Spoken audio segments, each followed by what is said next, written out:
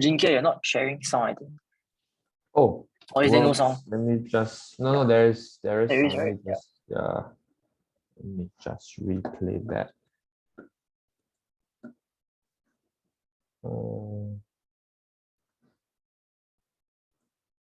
Just sound.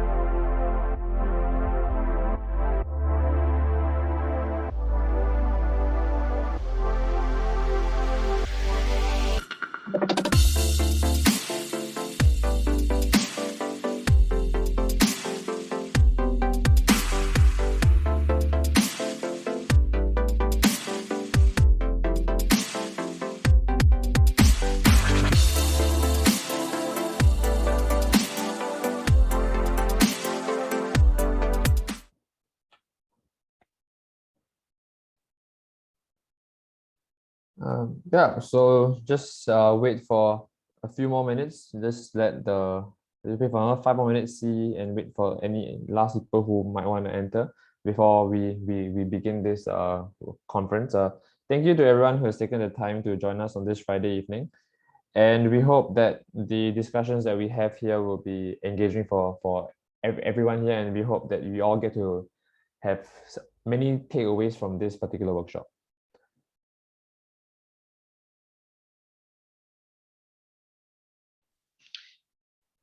And welcome everyone. Always nice to see all of you.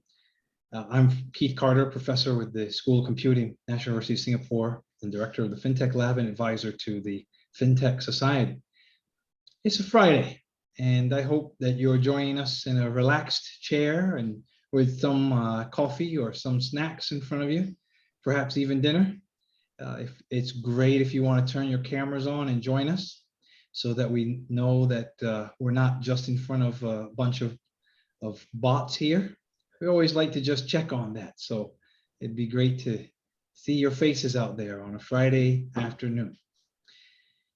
And we have people, some of our speakers here are joining from international overseas too. So we'd love to hear for you to be as engaged as possible. If you'd like to ask questions during the discussion, please put it into the chat. And as well as during the discussion, I'll certainly reach out to you as audience members and ask you if you have questions along the way. And then you can just speak up and turn your cameras on and say hello and ask us any questions as well.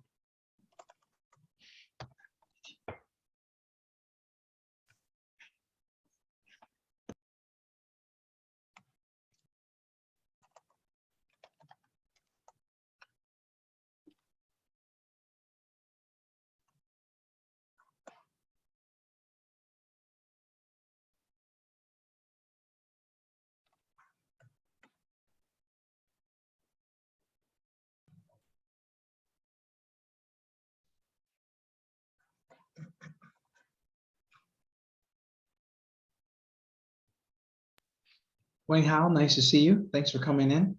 Hi, Kate. Good to see you. Just somehow I got the wrong link and I was waiting there for 30 minutes. Hope I didn't miss anything.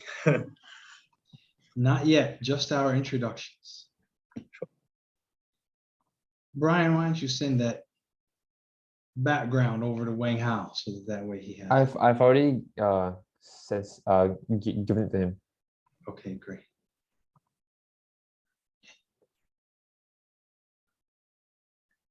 The background.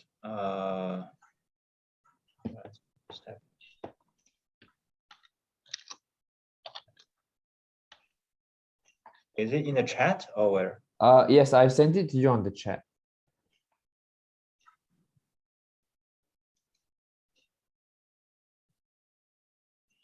Background, got it. Okay.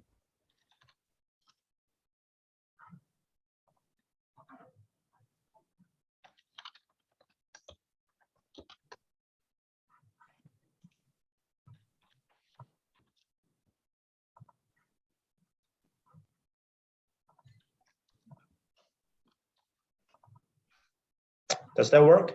Yes, thank you very much. Perfect. Prof, it's about 6:35, so I think we can begin. If there's anyone who joins in late, we can just continue to add them as and when they join the call itself.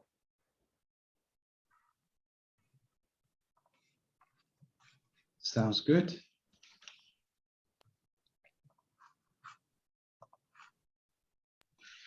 Well, everyone, again, it looks like a few people have joined us. So welcome to the NUS Fintech Society Fintech Month. And we're really glad to have a group of panelists here so we can talk about careers and more. And I'm joined today by Yiting. Wave hello, Yiting, Louis, Weng Hao, Ernest. Great. And of course, we have some folks from the Fintech Society here too. So Ajinkya and Brian. And I know David's here too, but he's probably busy in the physical realm there. And hey, Martin, good to see you. We would love to say hello to all of you that are out there. So if a couple of you could turn your cameras on, so at least we can wave hello to you as well. That would be just fantastic. At least we'd know who's out there. And thank you, Justin, for being brave. Good to see you. Now, we can't let Justin be the only person who turns his camera on. Hopefully one or two more.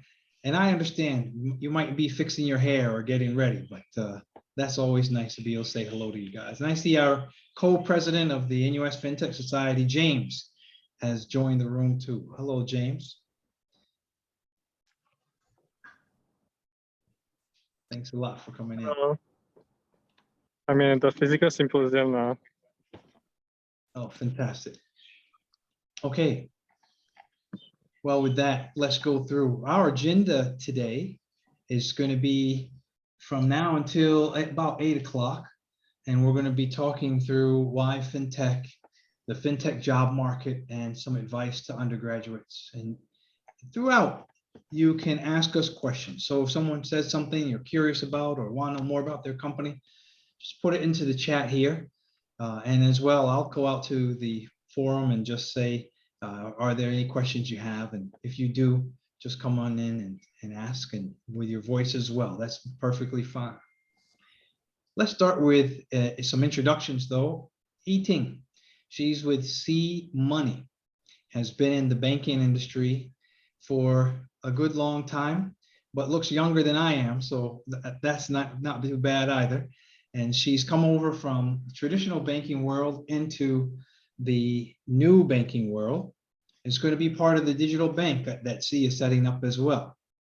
And so, Yiting, maybe just as a brief start to this, can you get us started? What was your career like before joining fintech, and why did you jump into this space? Okay, I mean, as you have introduced, right, I come from a traditional bank. It's from DBS.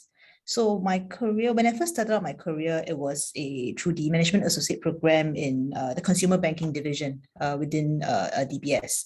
So I've been through quite a few rotations within consumer banking group, touching on product management, touching on distribution management. And I think towards the later part of my tenure in DBS, I made the transfer over to the corporate side. So I was in transactional banking. So when I was in DBS, I had the opportunity to look at both the consumer side of the business as also the corporate side of the business. And I think after that, I realized maybe I should try to see something that's out of the traditional bank, which is why I made the leap of faith to C Money. Nice. Thanks for sharing. All right, then, well, let's welcome Yiting to the panel tonight as well. Thanks for joining us. Let's go to Ernest. Ernest is just starting out over at Spinmo. So this is his first company. And welcome to the panel, Ernest.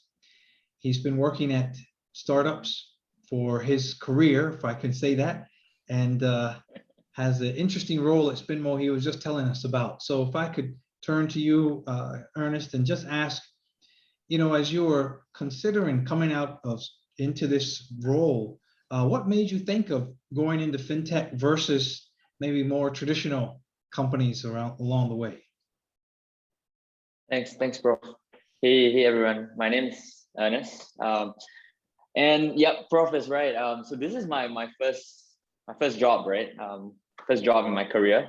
I think some background was that I used to be like one of you guys there, you know, a student from NUS. I graduated from sociology, so FASS, and I had the chance to go on the NUS Overseas College Program, the NOC program to New York, and that sparked my interest in working in startups.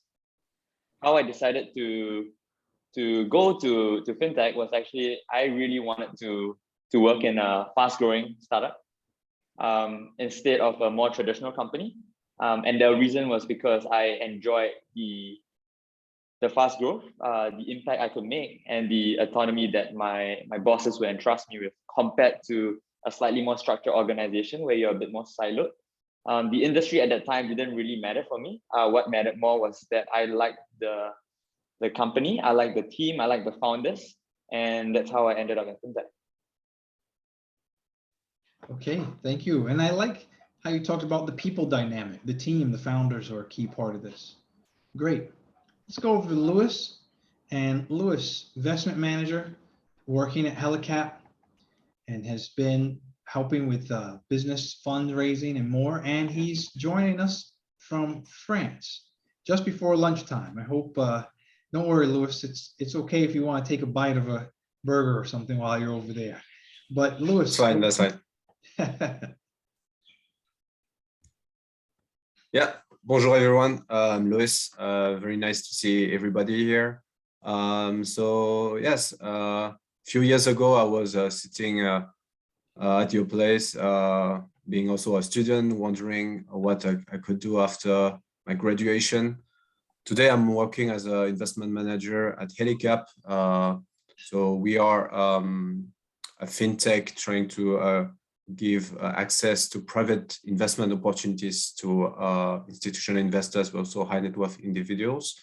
Before that, I was a corporate banking student in France, and yeah, decided to join the fintech space in Singapore with a lot of activities here and opportunities in Southeast Asia. And yeah, happy to share my experience and also my views on this space. Thanks, Louis, for joining us, especially overseas. Always appreciate it. But Zoom makes it feel like you're just right here with us in Singapore. I am, yeah. And let's go ahead and have Wang Hao. Hello, Wang Hao. Thanks for joining us. He's with Moldau Education Community, and he has 15 years of sell side and buy side, working at Citibank and Nomura, working with hedge funds and more. So very nice for you to join us, Wang Hao. Thank you. Thank you, Keith. And really excited to be here. From my side, I really feel quite passionate about digital assets, particularly crypto, as what we do as Moldau. And I feel really, really excited every time when I talk to the young people, as we do in Moldau, for the young students or professionals who are trying to get a little bit, I would say, into the digital asset space, whether it's fintech or whether it's crypto, I can feel their energy, I can feel their passion. And that makes me, I mean, as a traditional finance people, I used to wear ties and shirts. Nowadays, I just wear this. So that's actually making my life much more interesting and meaningful. So willing to share more in the next 1 hour or so. Okay, well, thanks for joining us, Wang Hao. Let's bring in the first question here to Yiting. If you were a fresh grad today and you were just about to come out of university, you know, what would you still choose working at a traditional bank first just to get that background, or would you come to a fintech of some sort? I would say my time with DBS was actually, on hindsight, quite critical in giving me the foundation that I need for my current role. So because, you know, although we are a digital bank, we are a fintech, but because we are still a bank, So it's, at least in Singapore, it's still very much subjected to the same regulatory controls and supervision by MES as per a normal bank. So you can be rest assured when the digital bank launch, we are very safe for you to park your money. But because we are subjected to the same standards and controls, there are a lot of things that my experience in the traditional bank will definitely help. And banking is very broad, right? There are also quite a few areas in banking that are more technical in nature. And all these require subject matter expertise, which needs time to build up. And it's always good to learn from people with experience. So I would say, I know I'm not answering the question directly because it really depends on each individual's career aspirations. There are people who start off from traditional banks, like myself. We will then join fintech mid-career, and our contribution to the fintech will be that we will teach the junior staff or maybe fresh grads who join fintechs directly. So I think it really depends on how, but if your ultimate goal is to go fintech, it doesn't mean that you don't join a fintech at the start. You can never go into the fintech industry, because I think that's how I manage my career path. So yeah. If you ask me, I may still have chosen to go to a traditional bank, because I think that's my personality. I like to build a strong foundation in areas that I want to focus on. And when I go into a fintech, I think my role in the fintech is really to guide the juniors in terms of how do we build up the digital bank business. Thank you so much, Yi-Ting. It sounds like that background dealing with MAS has been helpful in your current role. Okay, when I was in DBS, we don't really deal directly with MES. Nobody gets to deal directly with MES unless you're in the regulatory compliance department. But my time in the traditional bank would actually help to solidify the responses that a digital bank will have to go back to MES on, where they question us on certain risk controls, question us on certain areas on how we build up the business. Got it. Ernest, I have a similar question to you as I asked Yi-Ting, and she gave us such a nice, eloquent answer. Your background is not like School of Computing background, right? As you said, you came not at all, right? You came not at all. Sociology, and you're head of sales at a fintech. How did your studies prepare you? What are you using from your background, and how did it get you into this in a way that you felt like, hey, I can do this, I can run? Yeah. So sociology, right, it's a really general degree, and it's really hard to quantify. Like if I was a computer science, if I studied computer science, I'm definitely going to be an engineer at Shopee, and I can say the transference is 90%. But sociology, it's really, really hard to quantify it. My best, my best answer would be tell you like largely no. I don't think sociology actually helped. What sociology did do for me though is it's helped me to question assumptions. Assumptions like, do I need to be in business to be in a business development role, right? And the answer was no, I didn't have to. And clearly, as you can see, I'm from sociology, and I'm still here right now doing a business development role. So if anyone here is from FBSS and listening to this, I can tell you that you don't have to do something that you studied. Whatever you think sociology or political science will make you to be, you could even go into tech. That's encouraging to hear that, right? That we need all skills, all backgrounds in order to get into fintech. And Ernest, just as a follow-up, the other people on your team, are they all technology people and you're kind of in there as the only sociologist, or how does it look like? That's a really good question, actually. I have people that didn't come from the fintech industry. I have various backgrounds. What I can tell you is that when we hire our interns, they don't have experience in the field, and they are performing tremendously well. They have gone on to go to different departments, and they have stayed. So yes, we don't necessarily need people from fintech background to start a career in fintech. Important point. Okay. And Wang Hao, you were coming in from a different type of university education. I understand. That's right. That's right. You have been in various parts of the world.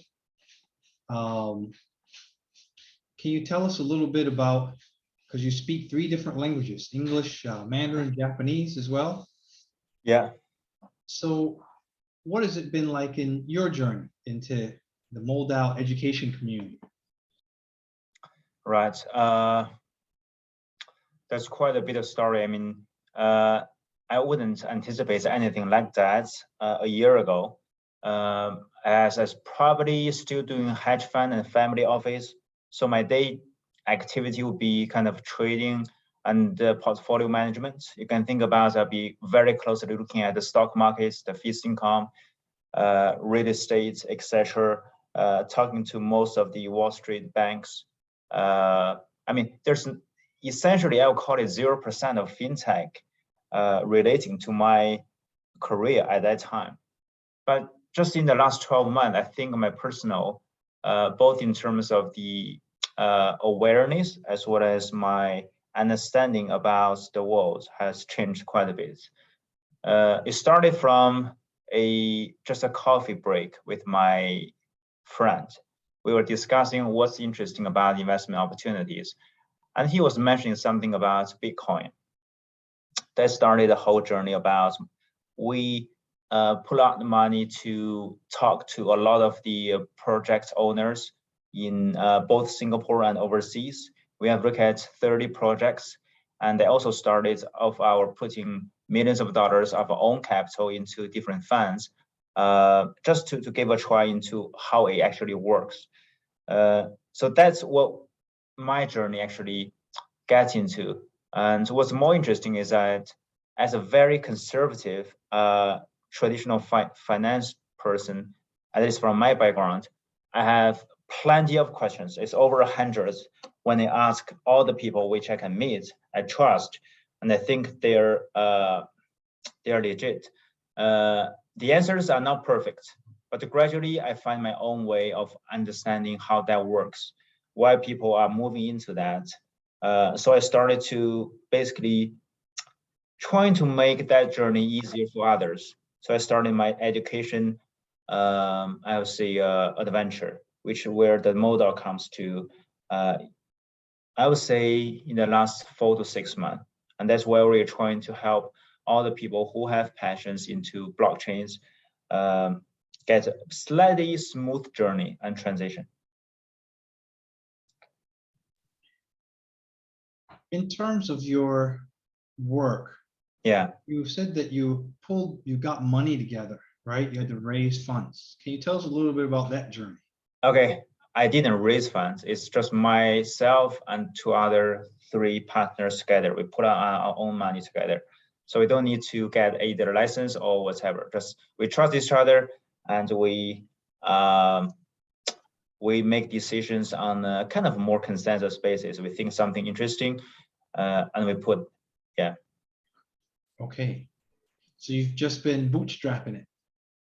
Yeah, you can call it that way. I'm starting from $100 when I make my first credit card purchase of Bitcoin to quite a few, yeah. Okay, great. Louis, you were working for a Philippines-based company for a while. Is that right? Not for a while. It was a volunteering project. I was helping a microfinance institution to enhance their social performance on the ground for their clients. And right now also, you did your schooling in France. What have you seen, or what would you share about the differences in work cultures from the various companies that you've worked with and locations? Yeah, so I've worked mainly in France previously before my graduation in various fields in audit, but as well in the VC space. So from there, I think in terms of working culture, it comes down really to the maturity of the market, where capital is well distributed in Europe. Company don't have they are not struggling to find capital, whereas here in Singapore and in Southeast Asia, those companies are in the growth mode. we see more and more capital coming in as well. So I think that in terms of working culture, I would say that in Southeast Asia, it's going faster. It's more intense than in Europe, where things are, more matured in terms of pace, and also in terms of, relationship with your colleagues. Here, I feel that, things needs to get done very fast. So also it allows to be quite friendly with your colleagues, as the message is going faster. So I would say that the main difference here between Singapore and Europe is really how close you are with your colleagues in terms of communication. And I'm seeing, for instance, my colleague as my friends first and as partner in my business, rather than, pure colleagues. That's an interesting difference. Does age fit into that at all, or just purely the culture aspect? Sorry? Does age figure into that in terms of difference in closeness? That's for sure. I think when I was in Europe, I was working for more mature company and bigger company, big corporates. Whereas here in Singapore, I'm working for this Handicap, which is a fintech.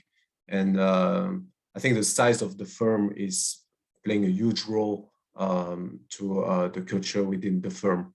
And to be honest, I think the culture within the firm will be different from one company to another. So it comes down really to the project of the firm and how the C-level are handling and steering the project, and also giving the passion to their team. I think passion is something that we need in every place, right? As well.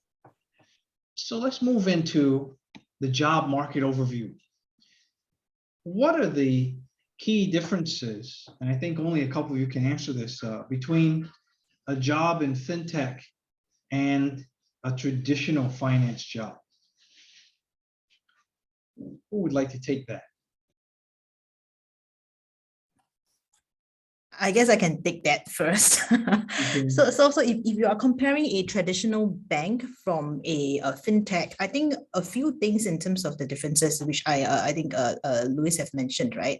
A traditional bank is usually a large organization, established organization with structures in place, with systems in place. Your nature of work is usually on running the business, enhancing any of the product features. There might be, times where there are totally new products like crypto. I think the banks are also going to crypto, but these are quite rare and far and few in between. Plus, it will not all of the people within a traditional bank will get involved in such strategic projects. So I think in a traditional bank, this is the type of culture, or this is the type of environment that you'll be looking at. But in a fintech or rather a digital bank, in my case, where we are just starting out, we are in a different stage of the banking journey. We are starting up everything from scratch. So this requires building up of systems from scratch. This requires understanding the different processes that you need to put in place to support the systems. This talks about looking even at a business plan from scratch to see how you want to build up the business.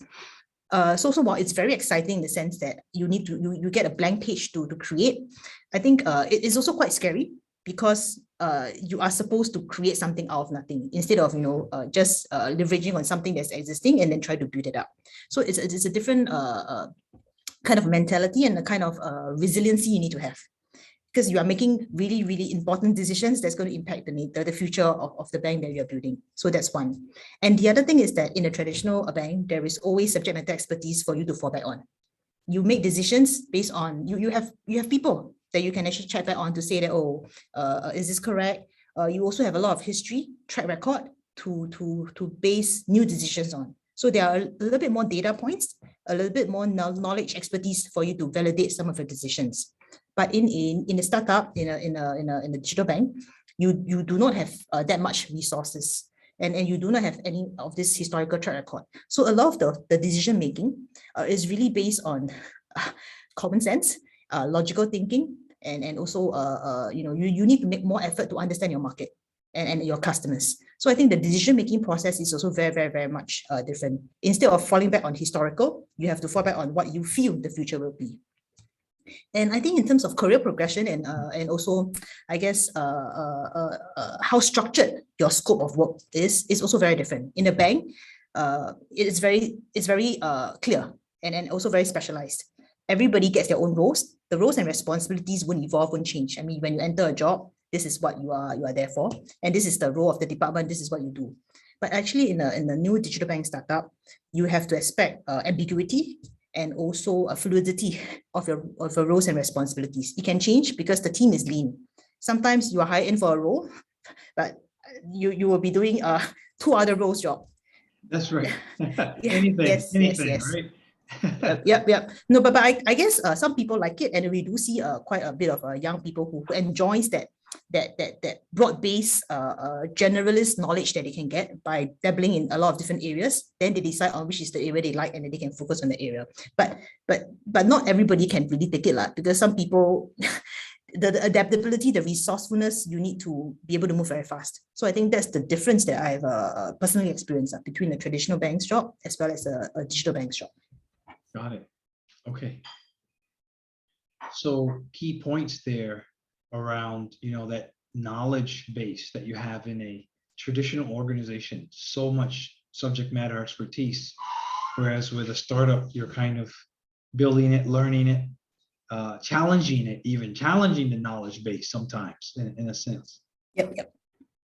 And in addition, I like what you said about how you need to take on many different jobs, potentially many different, someone's out, you have to step in for them. Yep. And one thing I really want to highlight, and I don't know whether it's because I've seen through quite a bit of interviews, right? Nowadays, young people like to ask a question to interviewers during interview, which I'm not sure. People will ask, what's the work-life balance culture in your company? But if you're expected to work in the fintech, much ambiguity, then I guess you can't have the best of both worlds, right? You want the excitement, you want the pace, but you don't want to put in the effort. So I'm not so sure whether that's unique to some of the people that I've spoken to, or maybe people in the NUS Fintech society have a different mindset. That's why you're in this society. Yep. I think that's a good question. We can open it up to, for example, Ernest and others who've just gone through. Ernest, do you agree that's one of the questions that people ask, and as well, perhaps even you asked? If anyone at our interview asks me that question, then they are out straight away. Wow.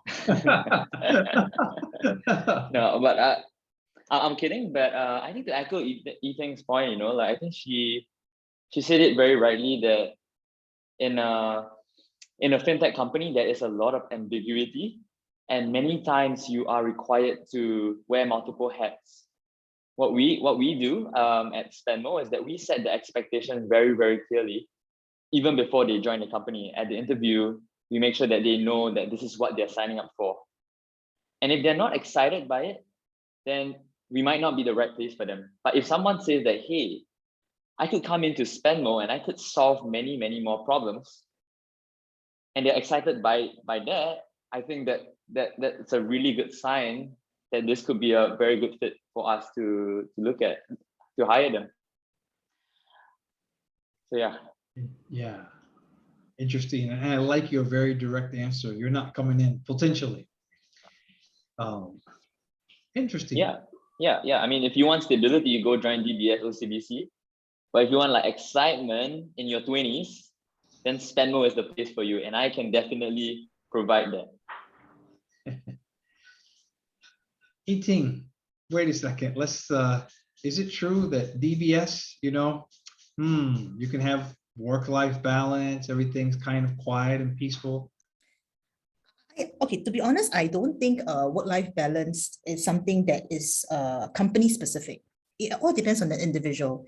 Even back in traditional banks and established organizations, it depends on how much you want to do, how much you want to contribute, how much you want to value add, and unless of course you are in a BAU job, like you are operations, you are the customer service center. Of course, not those kind, but if you're in it, and I do believe that it's really up to the individual how much they want to do for the role that they're in, even if it's a boring role, if they can come up with proposals to their bosses on how to innovate, how to do optimization, that's why I always believe it's up to the individual. It's not really specific to the organization. So I'm sure people in there are roles in DBS and OCBC that are equally challenging, and the local banks have also been going to digitalization. Not that I want to speak up for them, but yes, I think we do see that the landscape, the local banks are not just sitting on their laurels and being complacent. So there are digitalization happening in the traditional banks as well.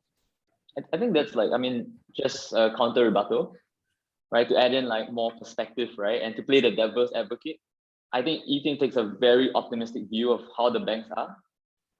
My view is more pessimistic. I think that even though you are a very driven person in a very boring role and you want to innovate out of it, sometimes there are larger constraints and other forces at work that even if your boss if your direct supervisor at DBS, it's okay for you to do something beyond your scope. That takes a lot of time, and time is very, very precious. So I'm not sure, like there are a bit more constraints, and I think that it's very self-selective, right? Certain people go into certain banks for like certain roles for that kind of stability. I think it's more the exception than the norm that you would be able to have a lot of freedom to do something beyond the scope in a larger big MNC. This is good. This is what a panel should have, some disagreement once in a while. So I like it. I like it. I think that to bring Louis in and Wang Hao, both of you have worked in some also traditional companies as well, as I understand. Would either one of you like to give your perspective, either to Ernest's view or to Yiting's view? Wang Hao?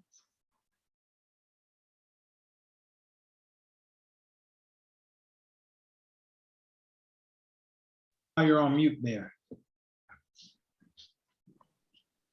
Okay, sorry. I think I'm probably in the middle between the two guests. As far as I understand, I mean, there's always a preference for any single person in their life stage. So when I was young, just graduated from Tokyo universities, I don't have anything else to choose. I mean, that the only thing I feel I can make, at least either from economic perspective and also career perspective, is going to investment bank. So that's the only option, and the only option I gave to myself. I know only after when I joined, there's a lot of rules, both from compliance perspective and also from risk management perspective. There's a lot of restrictions. The most common answer when you ask a question to your boss is no, don't do that. So it only actually came to me when I started to realize, okay, where are the boundaries and where are you heading to? And you study to learn about either a fast track or slower track, or choose a totally different track for yourself, because different person have different preference. I mean, I still have friends working for Citigroup, Goldman Sachs, Morgan Stanley for years, and I think they're quite proud of their jobs, and they feel they're adding value either from a traditional finance perspective. I mean, that's their preference.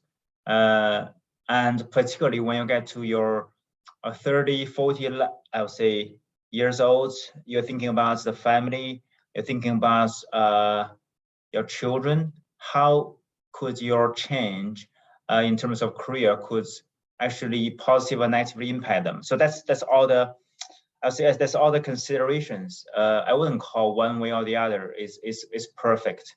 But as a young, I think I'll probably say you don't really have much to lose at this moment. For the students or graduates, just try everything if you can, whatever that makes you feel excited, before you don't have much of the choice.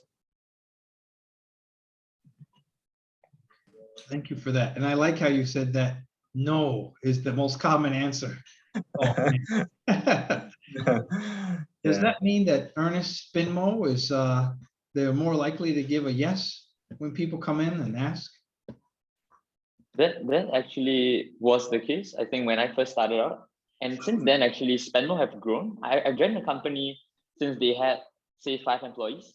And now we are somewhere around the lines of 250 employees. And this all happened within 2 years. And with a bigger organization, as I mentioned, I think there are larger forces at play. So the company has gotten more process driven, a lot more structure. I think previously it was do whatever we can to survive and grow the business. Right now we have a proven track record. We have gotten to a certain stage. We have investment from venture capital. It's more of what processes, what structures can we build to replicate the success till we become a fintech unicorn. So my answer to your question is that right now, the answer is not always yes. It's yes and no, and it's for good reason. Okay. Louis, you are at E&Y, and right? Yes, correct. Since we have that right. Okay, great. And so consulting or doing some work over there at E&Y, and now you've come over to Helicap. So, Yeah. And you're doing some investing, is that right? Looking at where to Correct. place funds. Correct. So how do you see this whole discussion of work-life balance and people coming in and doing what they like to do as well? Suggestions. Go ahead. I think the work-life balance is the wrong question to ask because whenever I joined Helicap, I was joining a project, right? I was attracted by our ambition to be the go-to platform for private investments in Southeast Asia, and I was keen to join this story. So I think asking this question won't be very accurate because it would show that basically you don't endorse this project, right? And to be honest, whenever you enter your company, your project, if you really like it, you won't count your hours, but also you will be quite flexible with your hours, right? You will gain responsibility. And then from there, you manage your own time. So you will always find some times to spend more time with your friends, with your family, but also to spend time on your project. So I think asking this question is the wrong approach. The difference with my previous company, EY, and now I would say that in the large corporation, whenever you join for a specific position with a scope that is well defined. So for some people, it's quite very suitable. You grow within that scope and start to be expert into that field.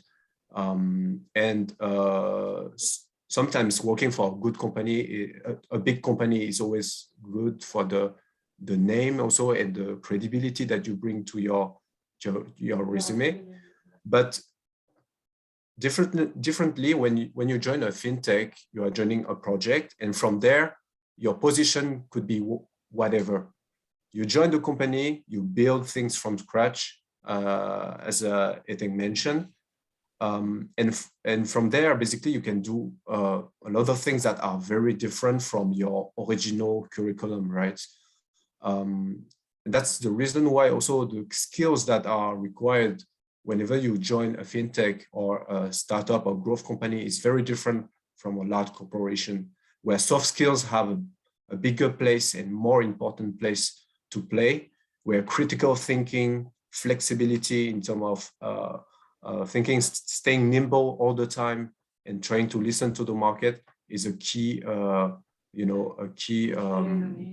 strength whenever you join a company like this. So, for instance, on my end, I joined Helicap as a investment intern so far, and then now I'm starting to. We are building our investment fund towards impact investments. Impact, something that I never did before, right? But since it's something that is new to me, but also new to the market, we always try to bring new ideas, new innovation to our investors. And I think, yeah, that's the main difference between both worlds, I would say. Yeah, that's, Louis, what you've highlighted there. What is it the right question to ask even? I want to just weigh in my own thought here. If someone said, oh, does your company have work-life balance? I mean, what does that even mean, right? It's more of, are you going to take responsibility for how you manage your time, how you deliver on the project? You know, what expectations are you setting?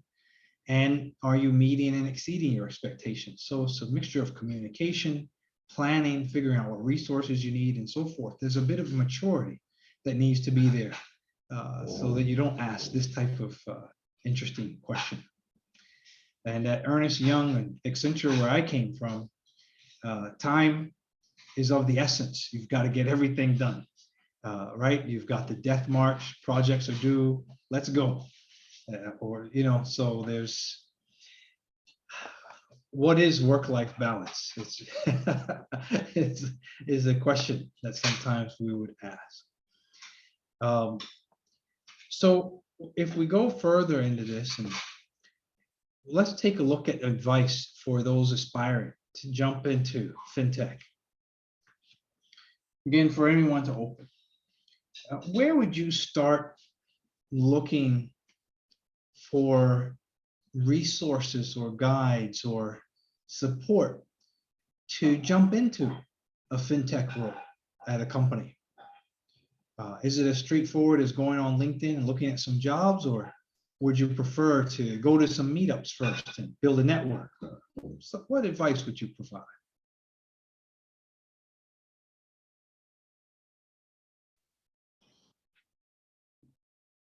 I'd like to take that one. How? Okay, go ahead. Yes, I probably want to just share my own perspective. My initial intention about a year ago, just to move from traditional finance of hedge funds or family office into something that I think I could do for the next 10 years or 15 years at least, sustainably, okay? I don't want to become a kind of like, how do you call it? Very old person without too much energy into my profession. So that's my main purpose at that time. I didn't really know what a fintech or specifically where to go. So it's kind of like similar to many of the young graduates at the moment.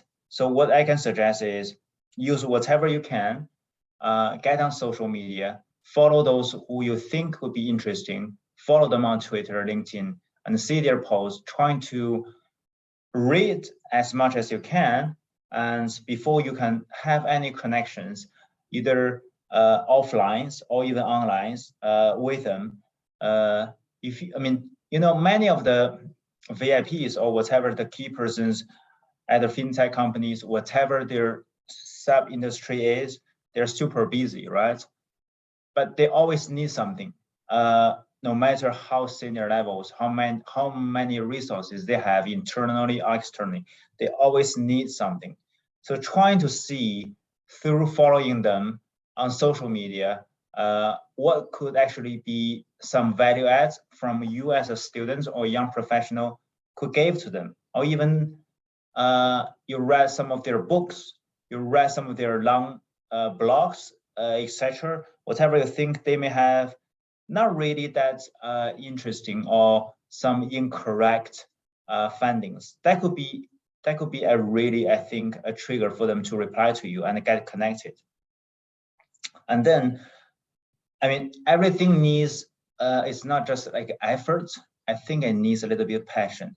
So when I mean passion is that you're doing this without much of, I would say, enforcement, or you just tell yourself, I have to do it, I have to do it. It's not easy. I was a quite, I would say, close circle type person. I only talk to people in the finance, discuss the stock markets, valuations, investment strategies. 90% of my conversations, basically, that's what it's about. And when I started to want to make a change, my wife gave me one advice. Okay, talk to anyone. At least one person a day by coffee or on the phone or lunch. But this person has not to be in finance, some other industries, whatever that is. So that was my advice I got from my wife, and I took it very seriously. I struggled in the first 1 month or so, I couldn't find enough people in my whatever WeChat, social media. I can't find many. But gradually you find your values that you can talk to through different industries, and you see how they work, how they could make money, how their business model is either growing, prospering, or suffering during this COVID or whatever digitalization. Then you perhaps get to know yourself better, and you have more connections. If one day or two, the opportunities just come. So that's my own, I would say, personal perspective. I say, talk to me people, make more connections, and that's where you're going to see yourself and let others see you.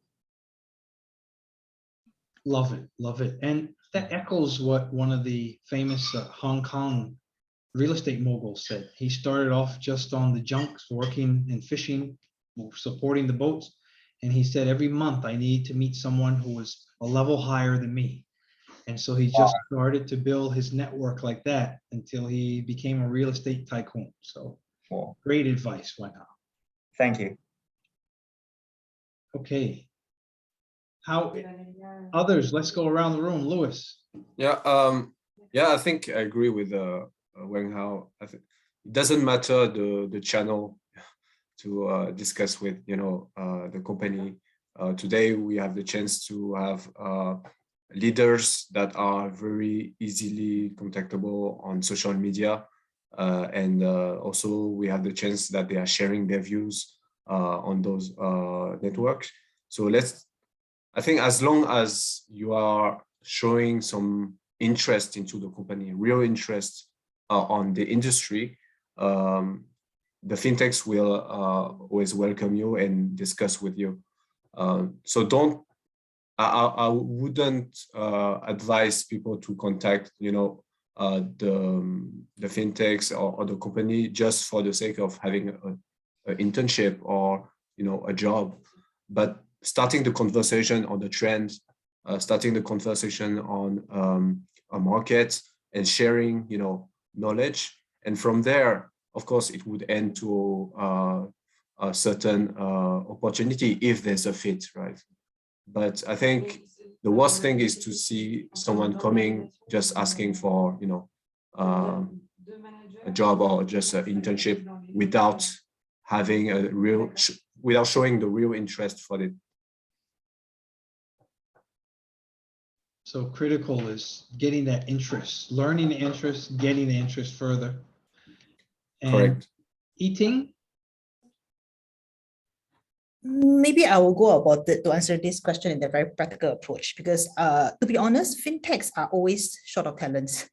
There is, okay, at least that's from my side. We are always looking for people, and we have, and I don't know, I see Ernest smiling. So I'm sure you agree that the speed of expansion of fintechs, especially who are growing, will definitely be faster than the pace that we can hire.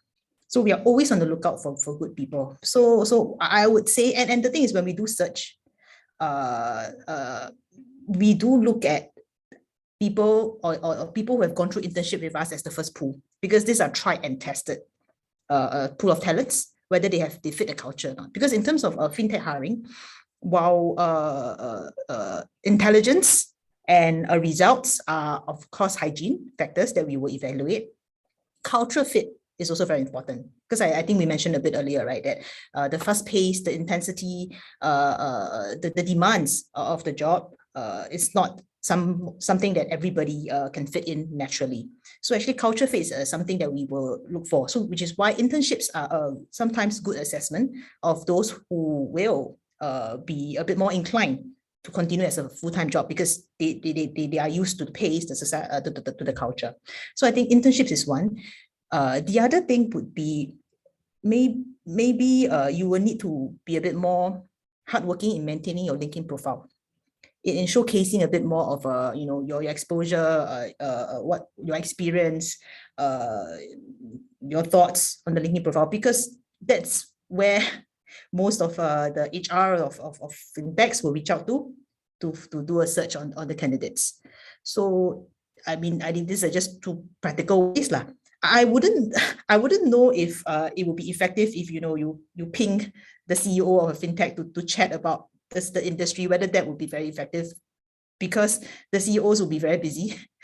I don't know whether they'll be chopped, and they may get like thousands of LinkedIn messages from people to chat on industry. I mean, I'm sure there will be cases where the CEO will find a few good candidates who engage them on LinkedIn and feel that this is a good hire.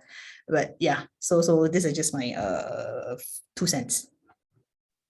Yiting, do you think the companies are getting, for lack of a better word, needy enough or desperate enough to kind of answer Mark's question here?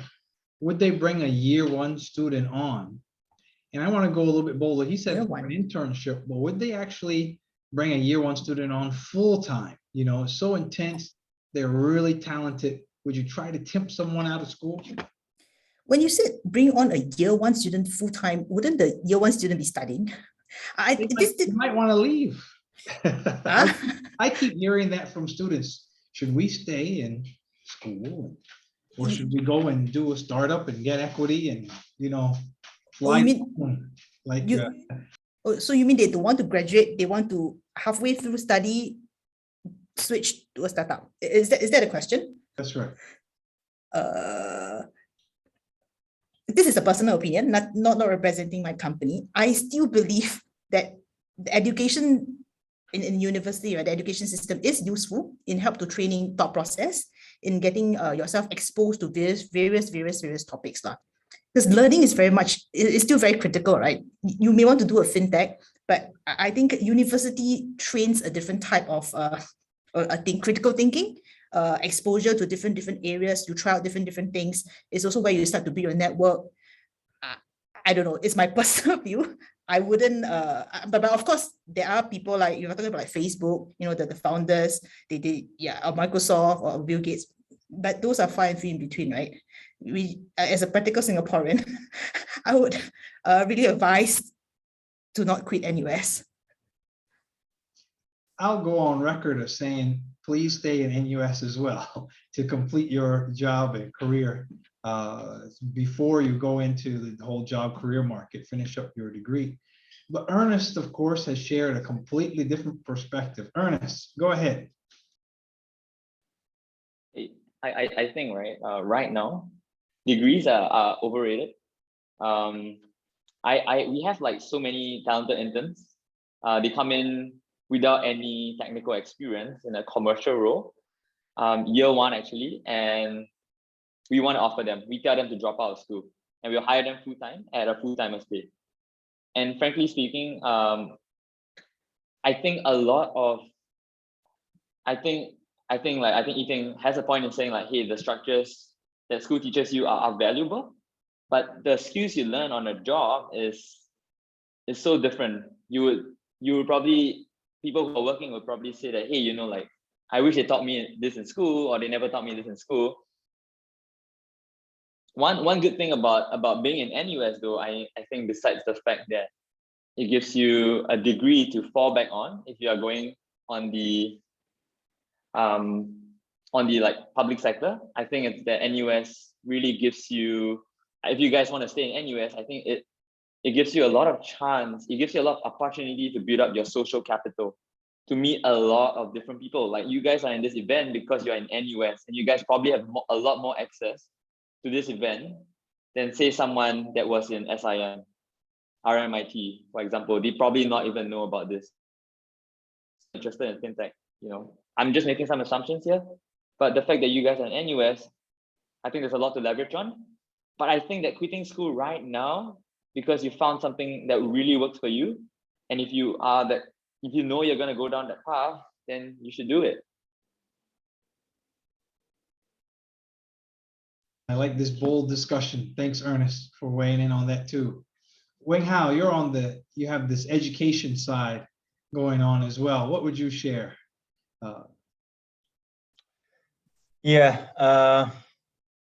I think in terms of the learning perspective, I think Ernest is definitely has a very good point. Nowadays, I'm not so sure about what actually I learned in the universities, let's say 20 years ago, is giving me much, I would say, literally the help in my professions or career. But actually, one thing really I think helps me is seeing what kind of people have different talents.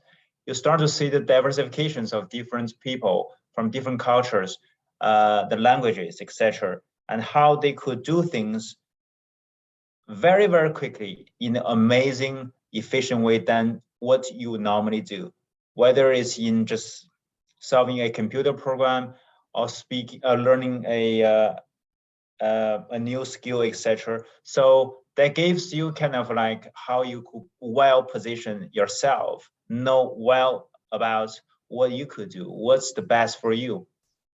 Because you're going to see all these people anyway, either as a collaborator or sometimes maybe competitors in your profession or in your career journey. So, and the life, I think, is still a kind of like you have to learn every day. I mean, I spent at least 30 minutes to 1 hour reading just totally different topics, history, philosophy, whatever that is, different from my work. And just, I think I find that quite interesting because usually people don't spend time on that. They read newspapers, they read protocols, and for many guys, I think if you think about what could be yourself in 10 years or 5 years, let's say, you start to worry and you start to really feel a little bit confused what you could do. And that's where you could see what you need to do to learn. Doing internship is fine. Working for someone on the internet, if you know about Web 3.0, there's a plenty of opportunities, and it's not free.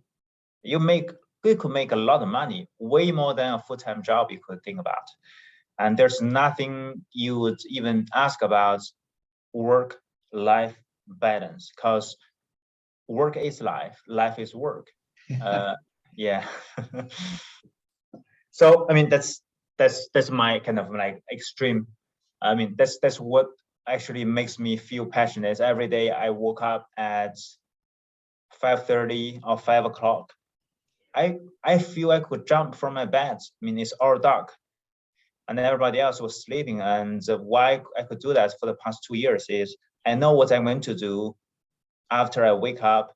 It's super exciting, and I don't need anyone to just pay me to do that or ask me to do that.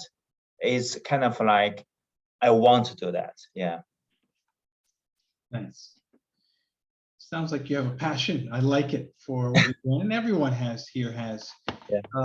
Louis, what's one thing along this line of questioning, right, that we've been looking at? What should you do, your career, etc.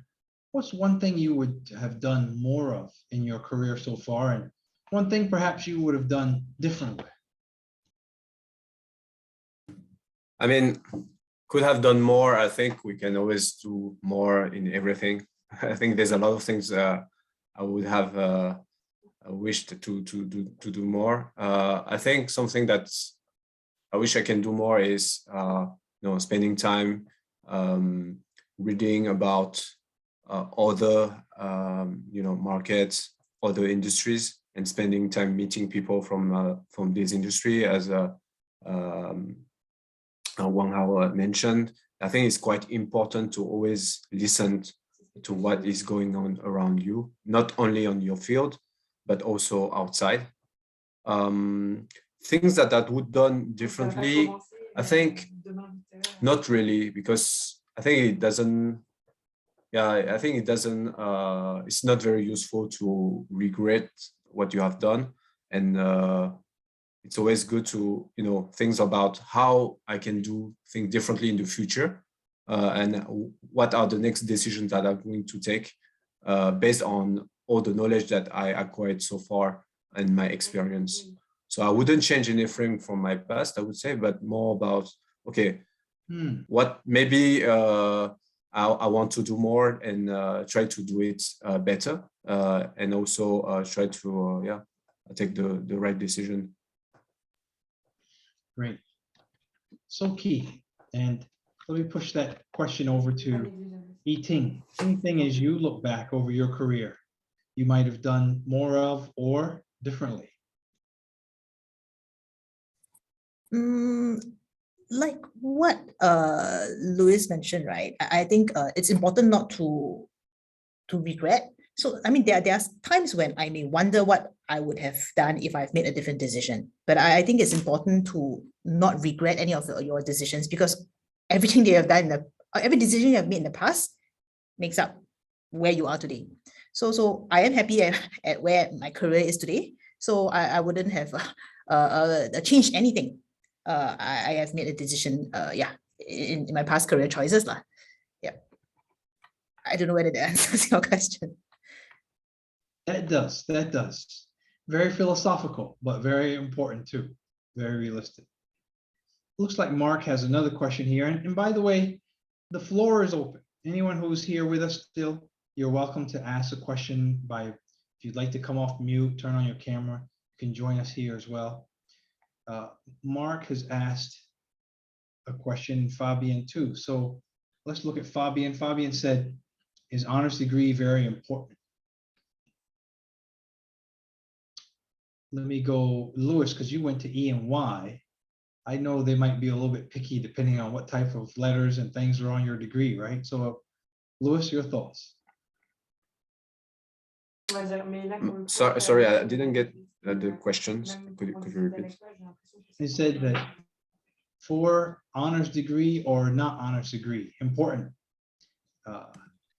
Your thoughts? Yeah, I think degree is very important still, because finding a job and it's always about sending signals to the market, and having one degree is always a good signal that you show to your to the companies and out there, along with your experience and also your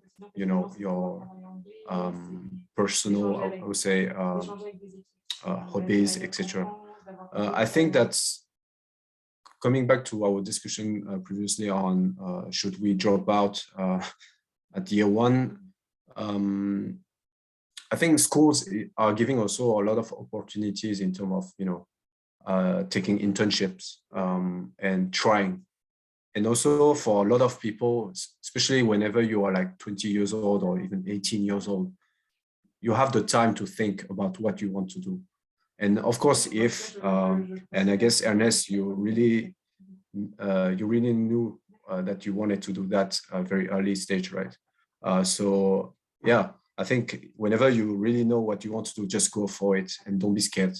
But if you still need some time, so just try different internship, and from there, along your 4 years of studies, you will meet more people and you will take the time to think about it.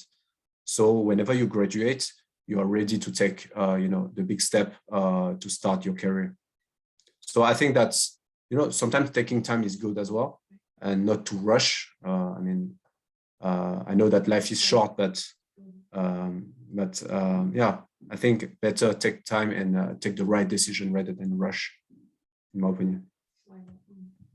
Thank you, Louis. I appreciate that point there. So let's go around the room with some final considerations, and also just again, a reminder to everyone who's on the line, you're welcome to bring any questions in. I'm going to just open it up to the floor, but at the same time, panelists, if you could just think about how would you summarize what are some key takeaways for the people who've attended today from your career? What should they be thinking about? Just as you're thinking about it, I'm going to call the first person. I'll probably go Yiting, Louis, Wang Hao, and Ernest. Finish with Ernest.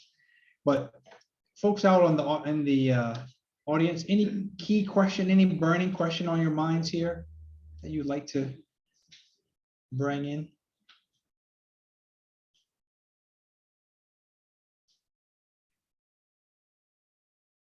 Doors open.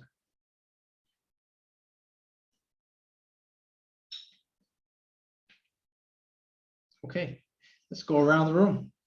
Yiting. So your question is, what's the wrap up? Is to have a wrap up on the advice, right, for the students here. That's right. Okay.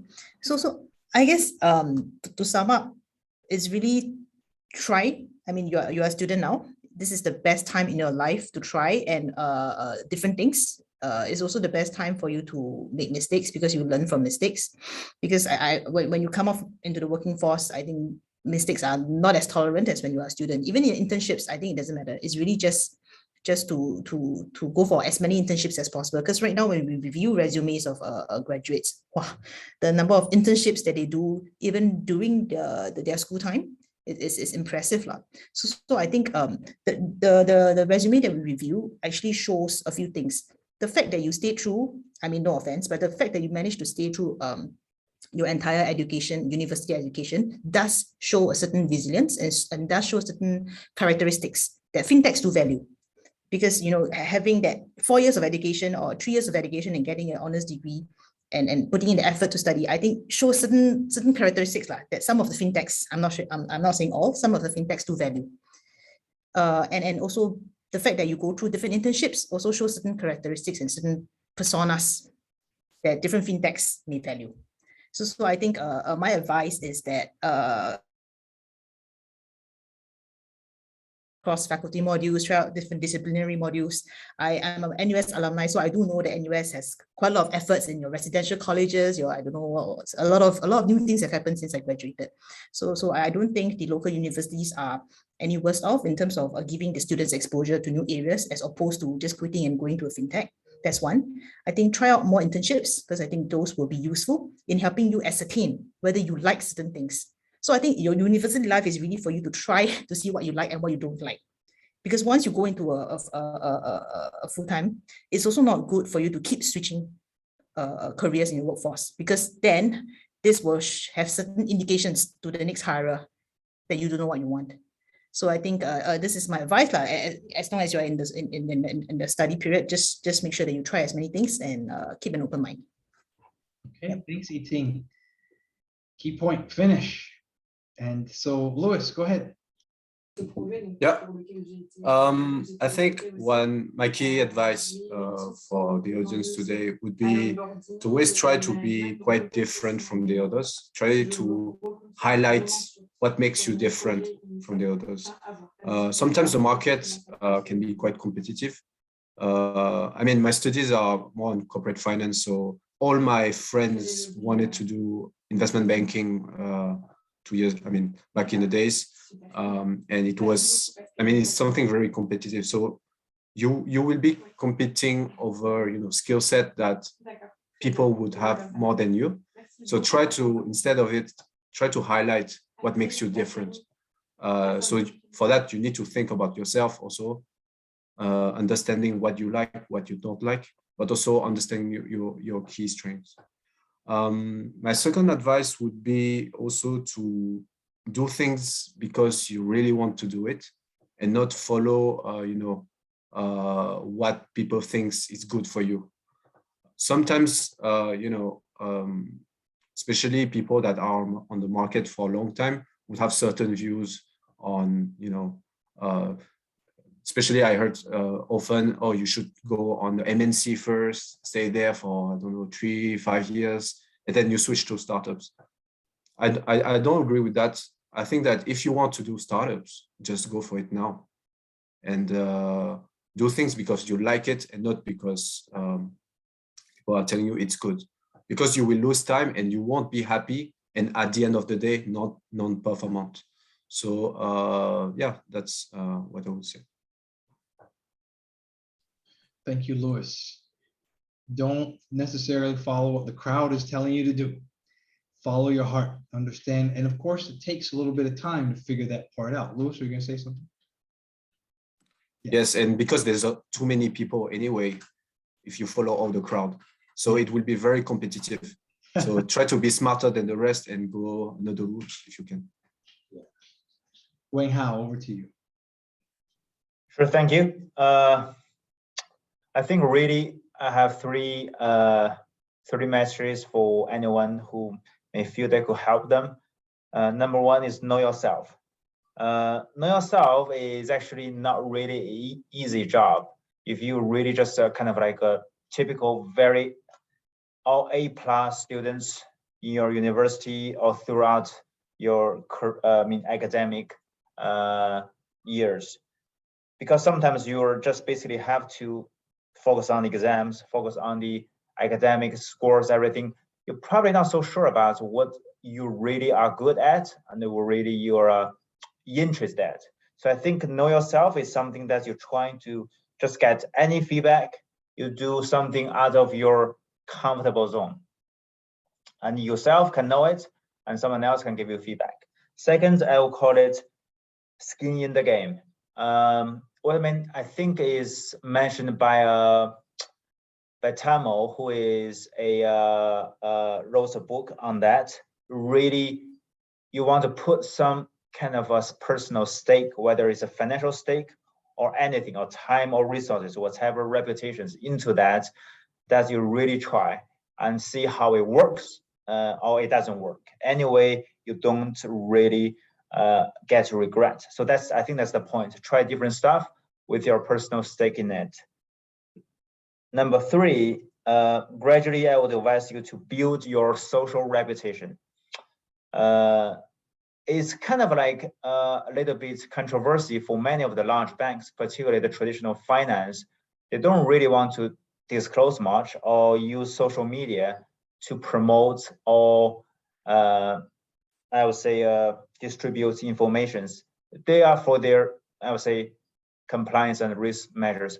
But if you look at the most innovative and the most interesting ideas, is all through social media. And people who have a very, I would say, strong reputation in their either in LinkedIn also, they don't need years of experiences. You really need to carefully think about how you could build your LinkedIn profile to get followers, your post or your share of the other post, because that's where you could at least tell someone when you apply for a job or get a partnership, etc., that's okay. All these people are following me and I got endorsements and likes, etc., etc. And they see you're accepted or endorsed by someone else. They know they can't hire the wrong person, right? So that's what I think is the 3 messages. So know yourself, skin the game, and build your social reputation. Okay, thank you. And we've heard that a couple of times now. Build that social skill, get that network in place. Yeah. Good. Ernest, last but definitely not least, please share your thoughts. I think everyone has shared like so many good points, right? Know yourself, social skills. I think my one advice would be like, I think before even thinking about like whether you want to do fintech or something, it's more of follow your curiosity, follow something that you are truly curious in, passionate in, something that you could spend like days reading about it, talking to your friends about, and you're not bored. You're truly interested in it, right? I think when you follow your curiosity and you go down that rabbit hole, you would find that because you are so curious about it, you just naturally be good at it, right? And when you follow when you go down the rabbit hole, you'll find that you're good at it. You'll find people that are good at it. You'll find companies that are hiring for people that are good at it. And then it just takes you down the entire journey. I think people ask like, how do you distinguish yourself, right? How do I jump into fintech? How do I jump into like the fastest growing company? How do I become a millionaire, right? And then they start working it backwards. I think that if we follow our curiosity and work it bottoms up, we would find ourselves in a much happier place. And I think that because you are naturally good at it, there's always going to be demand for like that really sub niche that you like, right? For example, I love like single origin black coffee from Kenya, and I will not drink anything other than it, right? So maybe I'll just sell like Kenya single origin coffee, start a coffee subscription and just sell it all across the world. And I'll just become rich by that. It could be, and I'll derive a lot of satisfaction. And that's my little curiosity. So I think that's my advice. Follow your curiosity, follow the rabbit hole, and you'll be surprised at where it takes you. Okay, follow your passion. This is a key point. Discovering what it is. So that's some of the things that you can do on internships and more. We've heard that being something that as a critical aspect today. And of course, Ernest, thank you so much for all your comments in the chat. Those will certainly give some good advice as well for people to consider. Well, very good. One last chance. Any questions for our panelists here? Any questions at all? If not, I'd like to at least do two things. Number one, can we get a picture together? So let's take a picture together here as we get ready to wrap up. And number two, also, I'm going to give some thoughts here as to the summary. Brian has put on here some of the links to the jobs that are available at these companies. Don't miss this, right? So open positions, jobs are there. Go ahead and click on it as well so you can find out more. Hackathon registrations here as well. So don't miss out. I think today's the last day. It's the January 14th, right? To sign up. And or also find a team for the hackathon, 50,000 on as the opportunity. So good size opportunity to come in and learn some things about blockchain, and sessions all throughout the next couple of weeks on workshops and more to learn from companies. So stay tuned, make sure to stay in, and let's take a quick picture here with our esteemed panelists. Panelists, well done. Very good job as well. Really enjoyed this. Thought it was, certainly I learned a lot too. I saw some nice comments there about all that you shared as well. All right, if you want to come off your, Sean, share your camera, please come on. At least Justin has, thank you, Justin. We'll get a picture here with everyone. 3, 2, 1. Okay, one more. All right, great. Okay, thanks everyone. Ajinkya, any last admin notes? No, not as such. Just a brief reminder that if anyone is interested in coming for our hackathon, the signups will close today, but the links are in the chat itself. So if you want to join, please feel free to join. And there's also a link in case you want to join but you don't really have a team. You can join this Telegram chat, and we can link you up with other people who also are looking for a team, and then you can work it out from there. Yeah, and just once again, thank you everyone for taking your time to come down on this Friday evening for this for this workshop. And we hope that you all have taken away many things from this workshop, and you can hopefully apply it as we all try to apply for summer internships going forward. Yeah. Okay. Thank you, Keith. Thank you, everyone. Thank you, everyone. Thanks, guys. Really good to hear from all of you. Keep in touch. All the best. Bye. Bye. Bye. Thank you.